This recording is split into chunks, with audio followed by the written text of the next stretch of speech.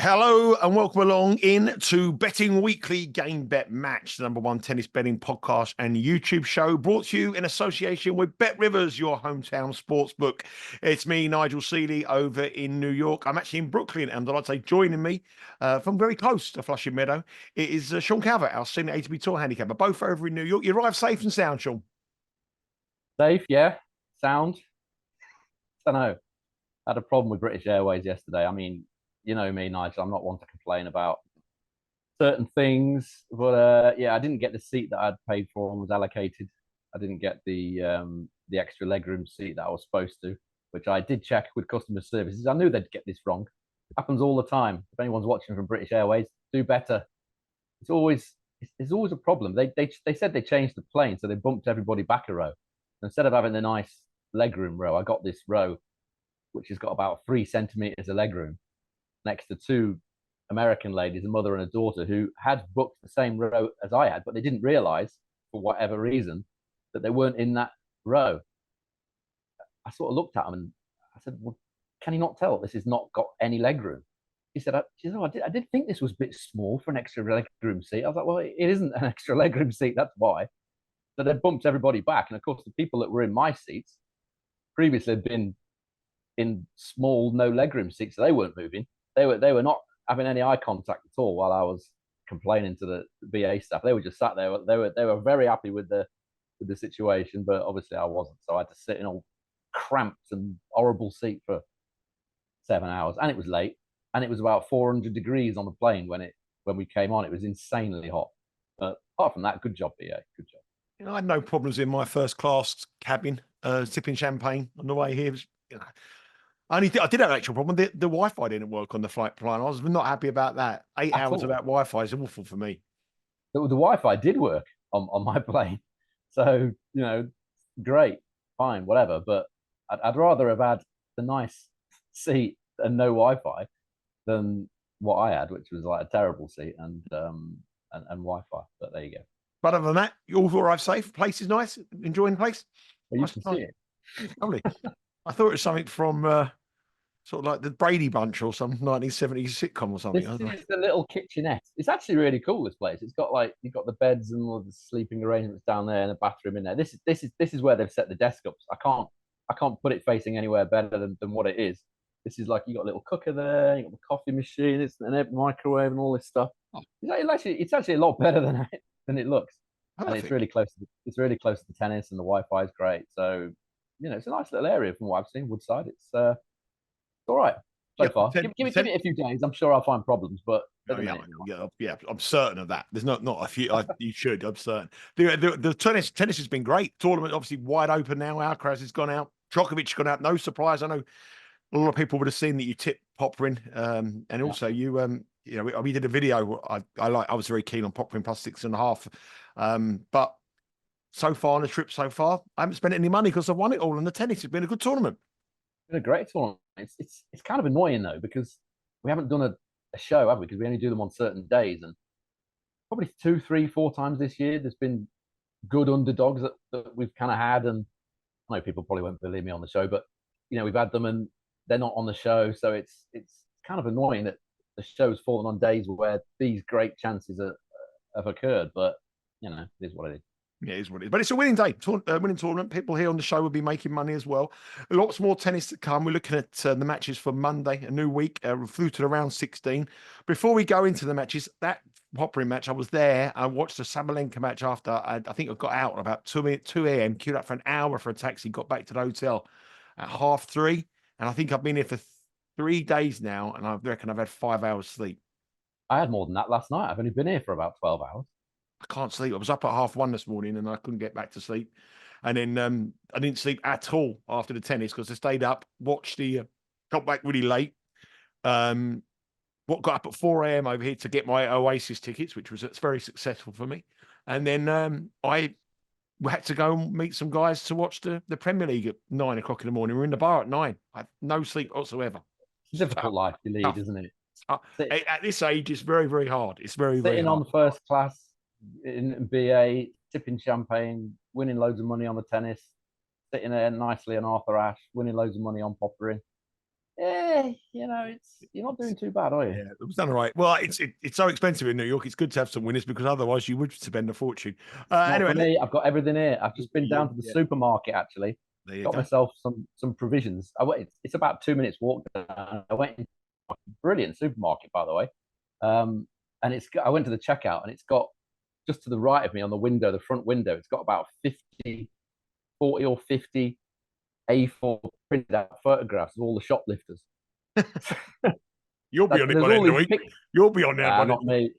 Not me. Not these days, anyway. So I was looking at all these photos, and I thought they've got to be shoplifters. So I said to the woman, like, are these all the shoplifters you've had in here? She went, yeah. But okay, fair enough. There must have cost them about £2,000 in printer ink to print all these photos out on A4 paper and stuff and stick them on the window. That's where I am. That's the kind of life I'm living at the minute. I had the room service bring me breakfast, American breakfast in bed, fresh orange juice, cappuccino, American breakfast, $60. Anyway, I don't even know what that is. $60. Let's move on to the tennis action. That's what we're here for. This is what everyone comes on the show wanting to know about the tennis. We're through to round 16, round of 16. There's some matches. We've got 4 matches for tomorrow. But before we go on to the matches, the one thing I haven't done since I've been here is worn any shorts really, because the weather's not what I expected. It's quite chilly today, a bit of rain around. But tomorrow we are looking at some nice weather. It's going to be all right today, I think, as well. I've got shorts on. So, I haven't. Yeah, no problem. It's going to get warmer. I think there's by the look of the little puddles and that out there. It must have rained overnight last night. You can probably tell me you were awake. I saw a bit of rain, yeah. So yeah, and this morning it was cloudy. I think there's supposed to be a bit of thunder showers or something around later on, but I think today it's going to be like 26, 27 today. And is it? Yeah. Later on. Tomorrow, 26. Well, probably not in the night match, obviously, but during the day. So tomorrow, 26 degrees again, bit of sun. I think it's going to be quite a bit of wind around today and tomorrow, around about 13, 14 mile an hour. Not a massive amount, but a little bit. I'm not sure that will have a great deal of effect because most of the matches now, if not all of them, are played on the enclosed stadiums, aren't they? Armstrong and Ash and what have you. So it's not. I don't think that's going to be a great issue, but it might swirl around a bit inside some of them stadiums. But just as far as the conditions are concerned, we want to talk about that for a sec. Yes. I mean, it's been a weird tournament. It's still. I don't know what you thought, but it doesn't look that slow to me when you're watching the matches. But after 111 main draw matches, 71.7% first serve points won and 76% holds. Now, the first serve points won is identical to the last 2 years here, but 2 to 3% fewer holds. So it certainly isn't as quicker as they promised. It was supposed to be medium fast. That doesn't look fast, but still the players don't seem to be able to make their minds up. I think I've got a quote here from Jack Draper after he beat Van der Zandschulp yesterday, and this is what we're dealing with here. He said, and I quote, "I think the conditions suit me. They're sort of fast, but they can be slow at the same time. I like them." There you go. What do you make of that? What am I supposed to do with that? They're sort of fast, but they can also at the same time be slow. So I guess what he's talking about there is maybe the humidity at times, making those balls. They're slow balls anyway. I don't know whether you noticed the difference between watching a women's match and a men's match. Oh, yeah. Yeah, Sabalenka was serving big and hitting bombs, and Djokovic was a grind. I mean, the women's ones, the regular balls, they tend to fly a bit. That's the only problem with them. But the men's ones are certainly slower. So can I say Jack Draper thinks it's somewhat fast and somewhat slow, but the statistics saying it's pretty much the same, if not a squeak slower than last year. Yeah, let's start off with the matches. 4 matches, as I said. Look ahead to Monday. Head across to the Bet Rivers app. There'll be a whole host of markets, props, and specials available on the app and the website. We're going to start off with an all-Australian clash. Alex de Minaur up against Jordan Thompson. De Minaur is the favourite here at minus 385 at Bet Rivers, plus 290 for Thompson. The spread is 6.5, which looks a bit big to me, that's 6.5. Minus 110 is the price for Alex de Minaur. Minus 115 is Thompson. The total 34.5. Another one where I think that looks quite low. Over is minus 117. Under is minus 108.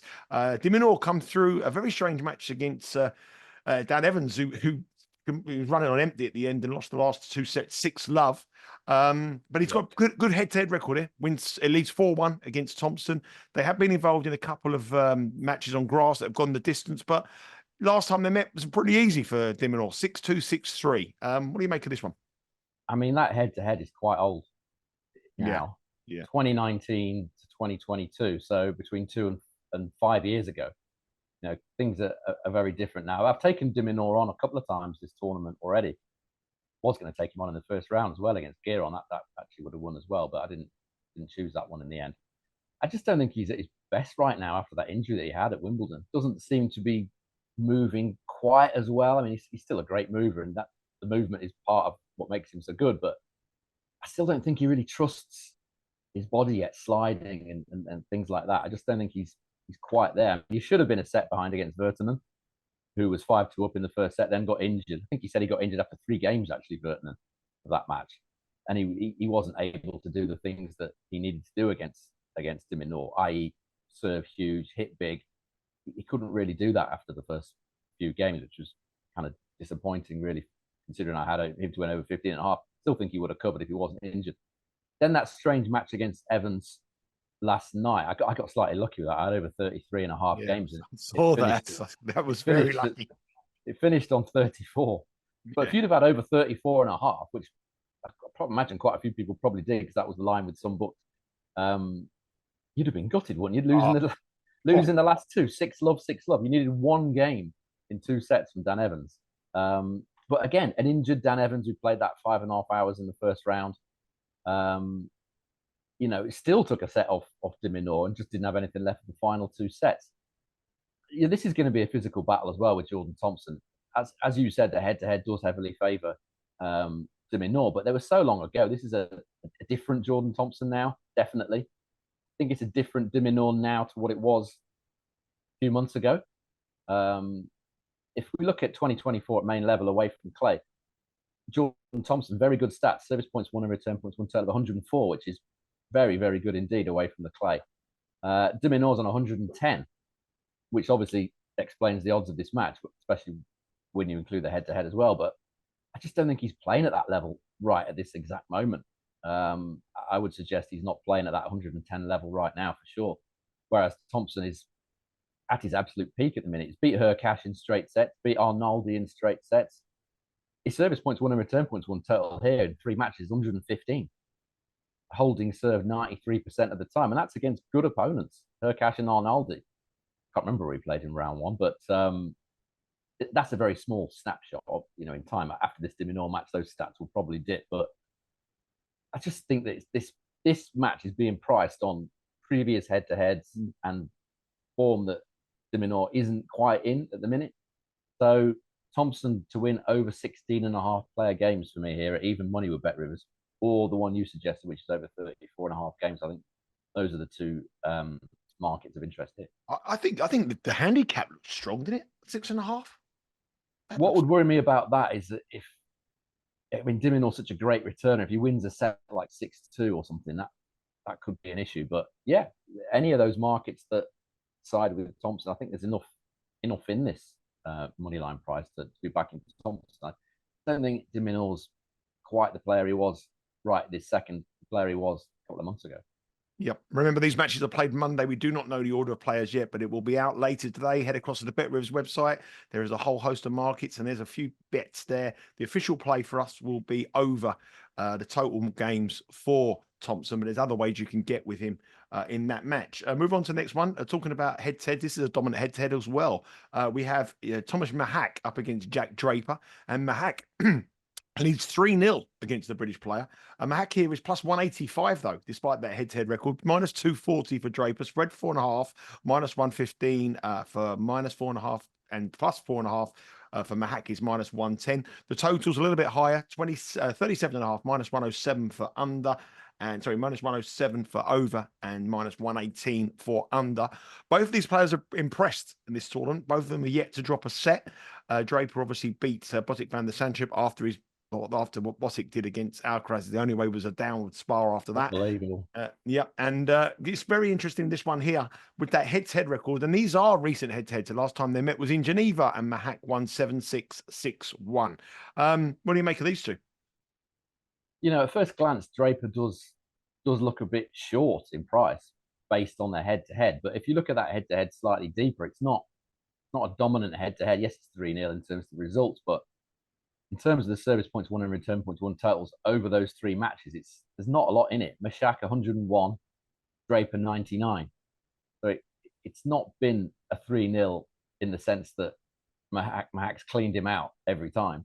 It's been tight. I mean, the problem Draper's had in those 3 matches is that he's only taking 30% of his breakpoint chances, while Machac has taken 42%. So basically, Machac. I'm going to pronounce Machac about 5 different ways in this segment. I think it's Machac, isn't it? I keep getting it wrong. Machac, but I don't rely on me for pronunciation. Whatever his name is, he's won more of the break. Call him Thomas. Call him Thomas. Yeah, Thomas. Yeah, that'll do. He's won more of the big points in each of those 3 matches, which is why he's ended up with that head-to-head. But as I said, it's not a dominant head-to-head. So that's I wouldn't look too heavily on that. The other thing is, when I looked at that head-to-head, I thought, well, is there an issue? Is Machac really good against lefties? Not really. He's 2-5 win-loss versus top 100 ranked left-handers in his career. One of those was obviously Draper in Geneva, I think it was, wasn't it? So out of 7 matches played against top 100 lefties, he's only won 2. So, I'm sort of leaning towards this head-to-head being a little bit of an anomaly rather than any dominance from Machac. Draper's he talks a lot, Jack Draper. You can get some interesting information out of him when he's talking sense, which obviously wasn't with that it's fast and slow business. But he has admitted that he's still a work in progress over 5 sets in terms of pacing himself in the matches. And I think that's right, because quite often you see him starting out like a house on fire and then losing energy. So he's still learning how to pace himself over the longer distance. He beat Van de Zandschulp in straight sets, but Van de Zandschulp only went 1 from 10 on breakpoint chances in that match. So it wasn't a great performance from Van de Zandschulp, but he still had an awful lot of chances. Should have never lost in straight sets, really. Look at what these 2 have done in their 3 matches so far. This US Open, Draper, service points won and return points won, total of 118. Machac is on 117. So they're playing great at the minute. And Draper's numbers are boosted slightly by the fact that he played an injured Zhang in the first round. Zhang was not really fit to compete in that match at all. Draper's held serve 97% of the time so far, and Machac 90% in the 3 matches they've played so far. So I'm leaning towards overs here. Over 37.5 games was, when I looked earlier, 1.95 minus 105 for Bet Rivers. That would be my suggestion in that one. It's like movement on it now. It's minus 107, but even so, great case for the overs there. Both of these players in fantastic form, serving very, very well. And overs there looks a call. Obviously, placing the quarterfinals in the US Open at stake. It's a big opportunity for both of these players to go. Well, I think this will be the furthest they've ever gone in a major. So nerves might play a part as well. Let's move on to the next match. And this one is interesting. Daniil Medvedev up against Nuno Borges. Medvedev is just going about his business, isn't he? He's just under the radar, just going about his business. He's got a brilliant record at the US Open. He loves it here in New York. And he's a heavy favourite to beat Borges. He's become only the 2nd Portuguese man to make the last 16 at the US Open. For heavy favourite, no surprise, Medvedev, minus 625 with Bet Rivers, plus 460 for Borges. The spread here is 7.5, minus 124 for Borges, plus 7.5, minus 7.5 is minus 103 for Medvedev, and the total is pitched at 33.5. They've met twice before. Medvedev has won them both, but they haven't been all one-way traffic for the Russian. 7-6, 6-4, they won in Halle this year, and they also met at the Australian Open, where Borges took a set off him in very similar conditions what they're going to play here in a match that easily cashed if you went overs. 34.5 could look a little bit cheap, but Medvedev just under the radar. He just does so well here at the US Open, isn't he? He does. Was the other Portuguese guy João Sousa by any chance? Yes. The last 16, I presume it was. Yes. Good old João Sousa. Anyway, Medvedev, yeah, you're right. He always seems to find his form at the US Open. He's won 32 of his 38 main draw matches here. Since 2018, he's only lost to either major winners or major finalists. Never been beaten by the likes of Borges or anyone that hasn't made a major final since 2018, so in the last 6 years. So his record here, service points won and return points won, total of 110. Service hold and break, total of 119. These are excellent stats. He came in here having had a poor sort of time of it just in the US hardcourt, North American hardcourt Masters series before here, but now he's come back here and as you say, loves it. He just takes your legs away if you're playing him. Just the consistency. He's not the prettiest of players to watch. You wouldn't get many people signing up and saying, "Oh, I love to watch Medvedev." The purists maybe who love a real long rallies and a lot of consistency and some super solid hitting, which is what Borges is good at as well. So, this is going to be a real physical battle. I imagine Medvedev will come through this like he did before against Borges, who of course played a very tough match on yesterday against Mensik. Yeah, had to save 3 straight match points, 6-3 down. I think he was in the tiebreak, fourth set tiebreak. Had to save 3 match points in a row. Came through it. Is he going to have enough energy to play what's going to be a very, very physical match? I'm not so sure. The head-to-head of those 2 matches, it's not massively overwhelming for Medvedev. 105-95. It's a decent lead. Medvedev winning 5.5% more service points and 5.5% more on return. So he's been, comfortably the better player, but not overwhelmingly so. If you look at 2024 statistics on hard courts at main level, Borges service points won and return points won out of 102, which is very, very decent. And Medvedev 105, which is, pretty good, but not elite. As I said, his record at the US Open is 110. So because he's not had the best of few months on the hard courts, his stats aren't as good as perhaps they have been in the past. I expect Medvedev's going to win a battle of attrition. I feel like maybe 3-1 to Medvedev at plus 235. Bet Rivers is probably the way to go. It's nothing more than a lean, really. It's as you said, I think it's business as usual for Medvedev here. Yeah, I think it might be quite competitive set 1, and I think it might grind him down, very similar to what the previous matches between these 2 have been. If you look at the over 9.5 in set number 1, I quite like that with Bet Rivers, or maybe over 10.5. And if you look at the stats between the 2 of them, there has been 2 tie breaks in the 2 matches that they played. So I like the Medvedev way of thinking there, 3-1, but I do think eventually he's going to run away with it at the end. We're grinding down what is going to be a very physically and emotionally exhausted Borges. The final match is a real interesting one. Jannik Sinner. At the start of the tournament, a lot of people would have seen the comments that we did on the live shows and the stuff we've done on the preview here. I wanted to take on the top 3 in the market. I've actually taken all 3 of them on. I've got Alcaraz beat, I've got Djokovic beat, and the one man standing in my way from what is going to be an exceptional US Open is Jannik Sinner. And I want to take him on. I want to take him on in this match. I know we're on Tommy Paul to win the quarter, so we've got an invested interest already. But Sinner here is minus 560. Tommy Paul is $4. The spread is 6.5. It's minus 115.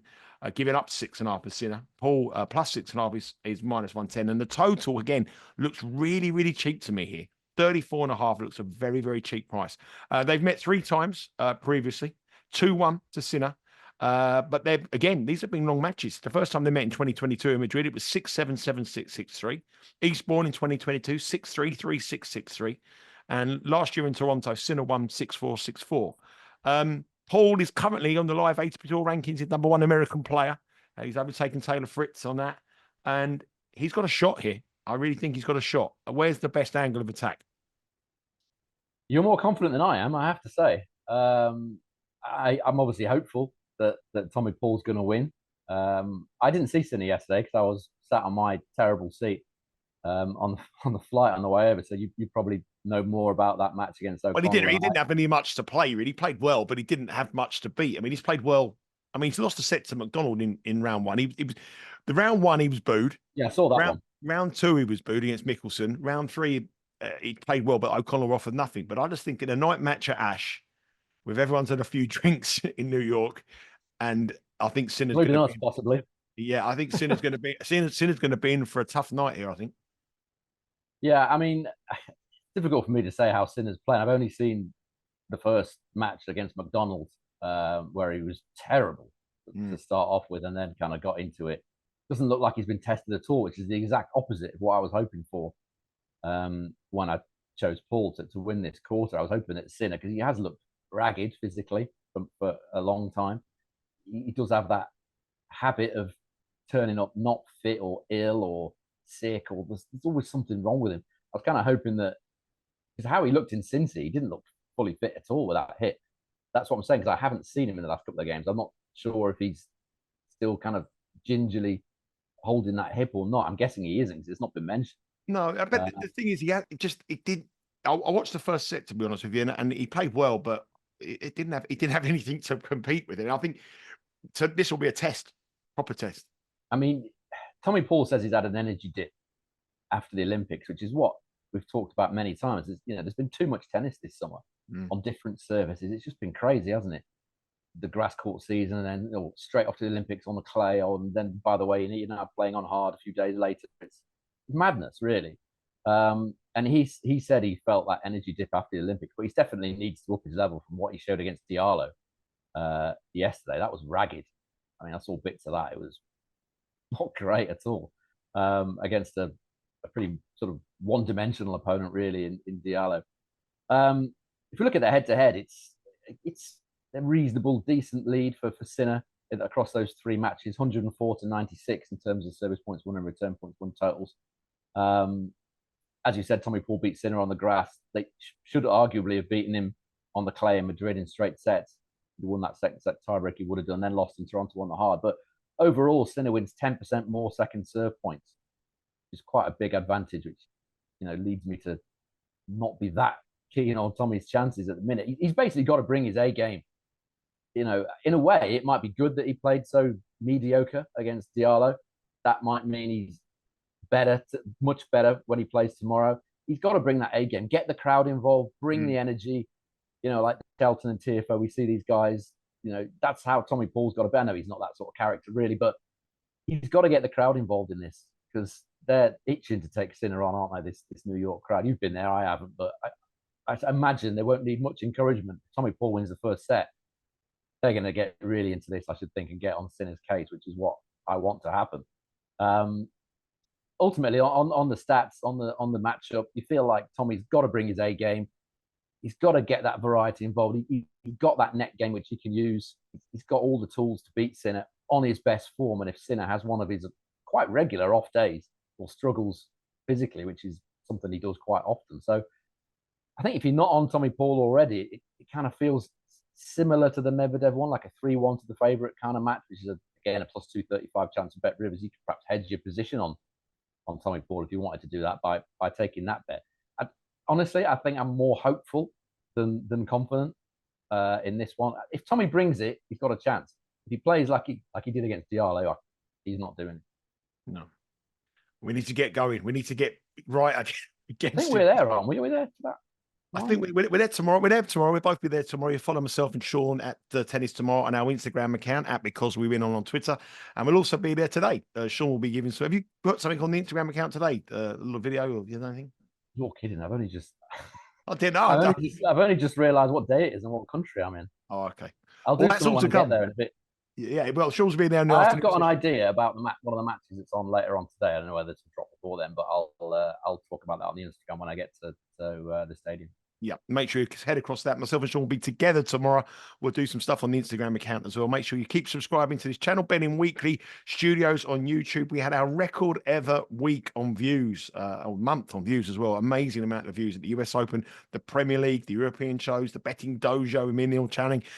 Great content. And the live shows every day, 11 o'clock Eastern time, are getting better and better. So thank you very much for everyone who's watched, who's subscribed, who's commented.